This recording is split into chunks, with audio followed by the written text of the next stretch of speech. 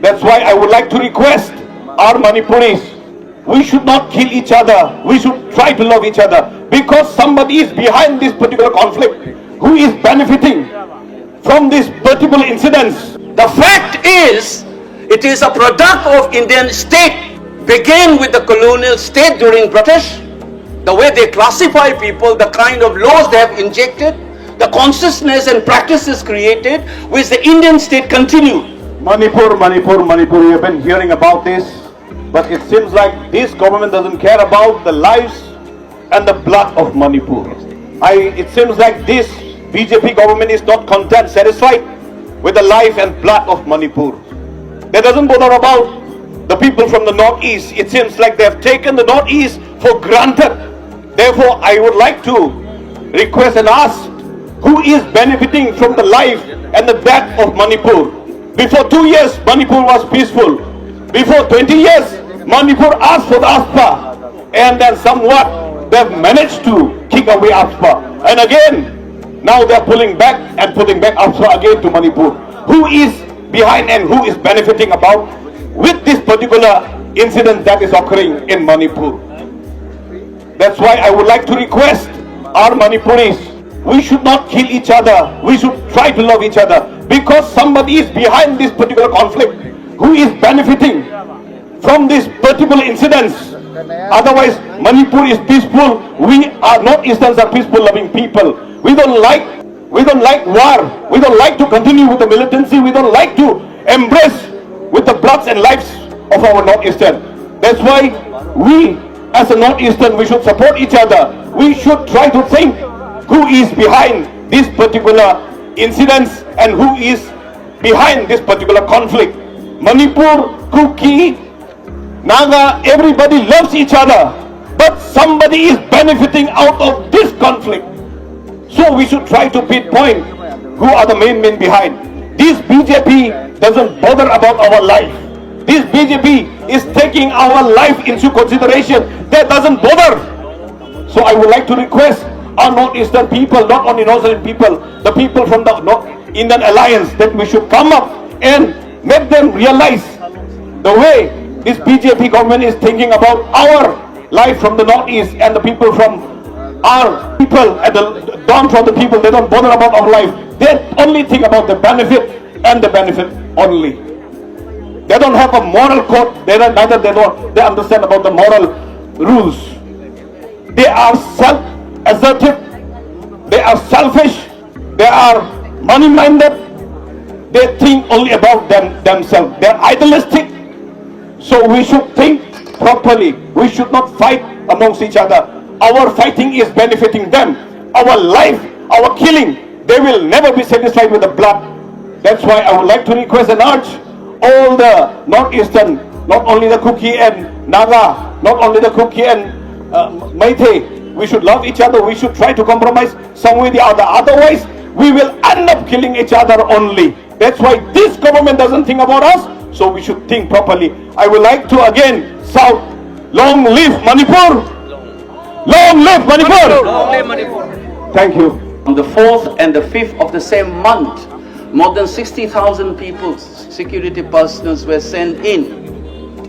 And recently they have done it again. And there are notorious laws like Armed Forces Special Power Act, which give extraordinary power to the security personnel. Despite the presence of these 70,000 troops, new troops, besides the all deployed soldiers in such a tiny state, how is that 60,000 people have lost their homes? How is that the death toll continue to rise even today? We need to ask this. Instead, the Prime Ministers and his puppet regime in Manipur continue to say that, the peace is returning in the state, violence has gone down. These are part of his speeches on the floor of the House. If the the violence has gone down, how come the death toll continue to rise even today? When he first says that peace has returned, according to my own assessment that I have done with my team, when he said that the first time, there were 30,000 roughly who were homeless. And today is 60,000 plus. And death toll was below 100. Now it becomes 258. This doesn't count It doesn't include those persons who are missing. Missing person में security का garrison से भी है. That's what I said. So who is going to be secure if you are not secure even within the campus of the largest military headquarters in Manipur? How safe are we? Now who is supposed to answer this question? I said that is why on this platform I said don't blame a particular community. Blame their elites and politics. And most importantly, let's understand the meaning of government. Why do we have government? It is the responsibility of the government. Look at the Indian Constitution, Article 12. All your fundamental rights, that chapter begins with Article 12, trying to remind you what is state. And all the fundamental rights enshrined in the Constitution is an obligation on the state to protect and preserve and ensure those rights.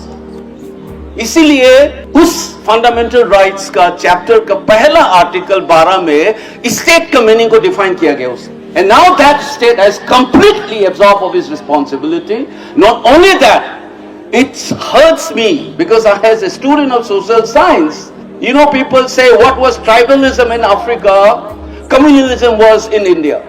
They essentialize the conflict between Hindus and Muslims, just as the conflict in Africa. As if those conflicts are a natural, essentialized part of those societies. Strange as it may seem, Indian scholars, one of the leading scholars of the post-colonial theory, they have been questioning such things, and they have reminded us that communalism in India is part of the process of the colonial state itself. There's nothing essential about that. और फिर बोलता है हमारा Prime Minister, as if this Kuki-Meitei conflict is a natural, essentialized part of that society. The fact is, it is a product of Indian state. Began with the colonial state during British, the way they classify people, the kind of laws they have injected, the consciousness and practices created, which the Indian state continued. Many of these communities were armed by the security personnel and forces and agencies to fight another group. Everybody knows this. If you read any expert on Northeast who wrote books, I can name one of them. Suvir Vomik, one of the prominent journalists. So he said that many of these groups, armed groups, were established to fight the Nagas and the Meitei armed groups. And you said this is an essentialized conflict. And you talk about the connection between the politician and the armed groups. How many of these Kuki MLAs have connection? Husband, wife is a member of the assembly, husband is the chairman of the armed group. And how come that people were allowed to roam around with arms if it is not an implicit encouragement by the Indian state, whether it was in Imphal or outside? Now you need to ask these questions. So the problem in Manipur is not merely of a community crisis.